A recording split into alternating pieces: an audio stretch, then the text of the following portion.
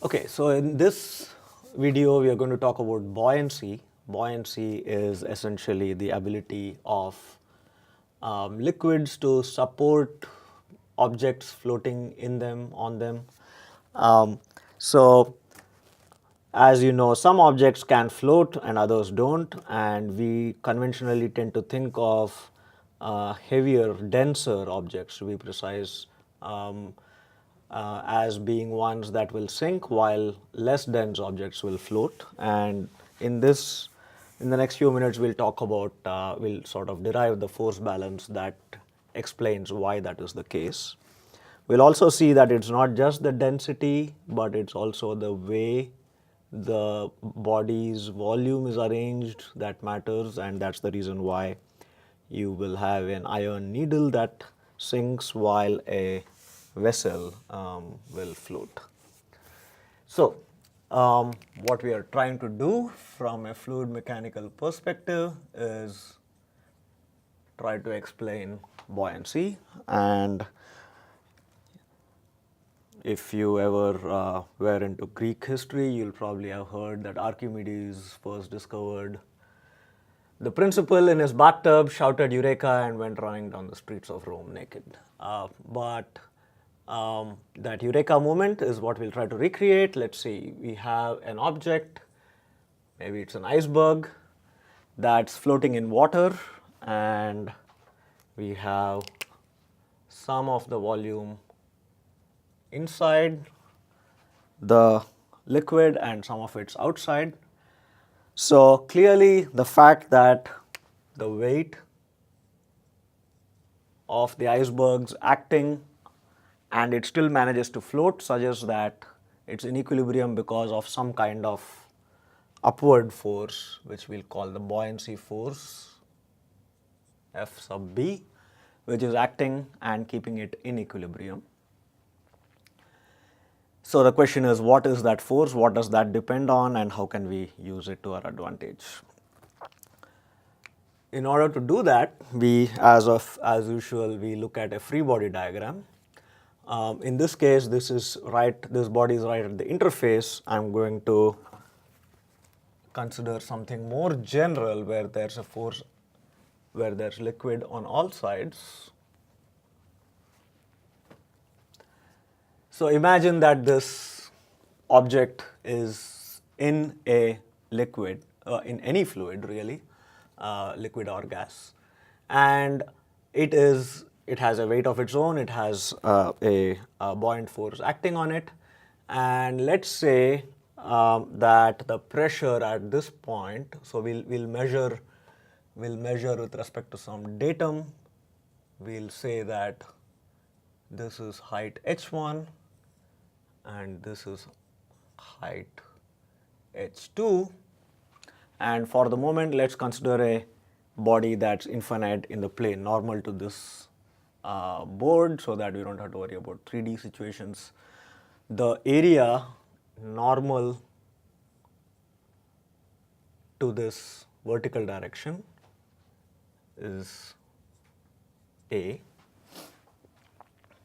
Now, because this object is submerged in a fluid, there's going to be a pressure P1, which is primarily related to H1, and there's a pressure P2, which is the hydrostatic pressure, which is primarily related to the height H2.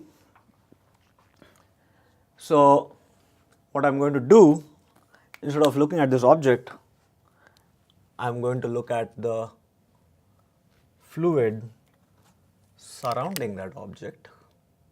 So let me enclose this object in a rectangular volume of fluid,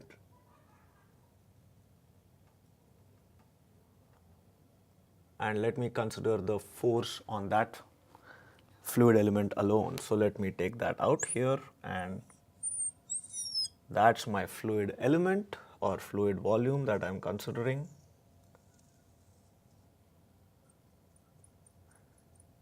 And it has a certain volume. So if I look at that fluid, the forces acting on the fluid are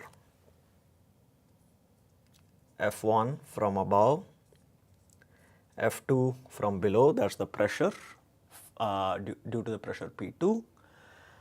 And now because I'm considering the fluid, well, it also has that weight transmitted from the object. And because we are now talking about the fluid,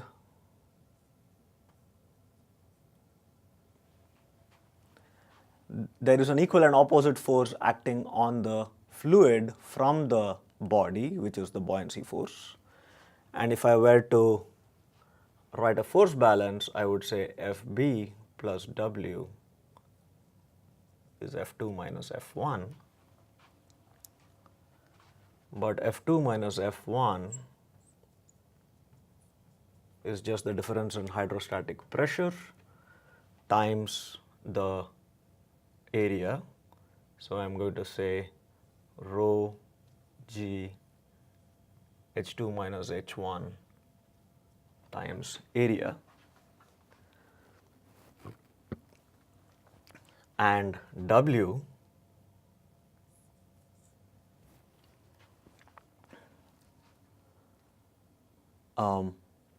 is the weight of the liquid.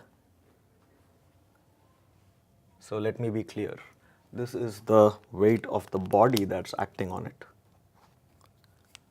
that's acting on this body,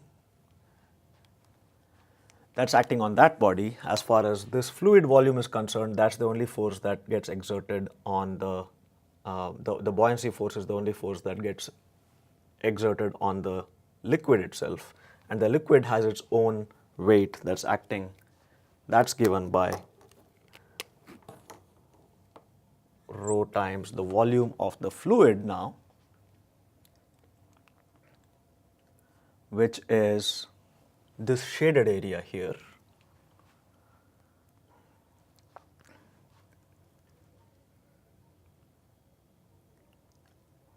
So the shaded area is given by this total area minus or this total volume minus this volume.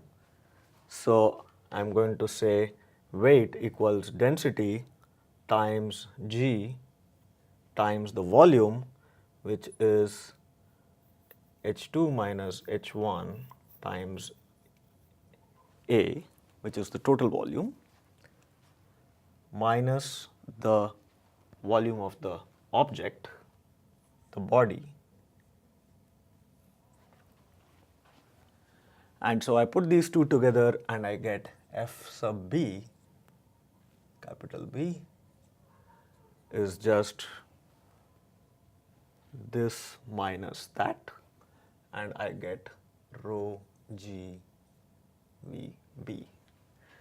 This rho throughout is the fluid density, and this is the body volume. So that's the expression for the buoyancy force. And so the net force acting on the object is W minus Fb. So object will float.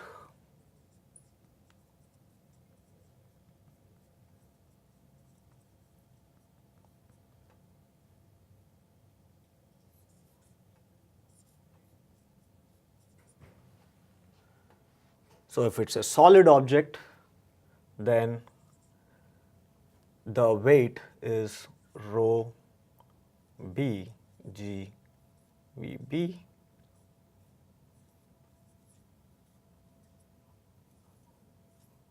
So if it's a material that is less dense than water, then this object will automatically float. But notice that that's not the only way.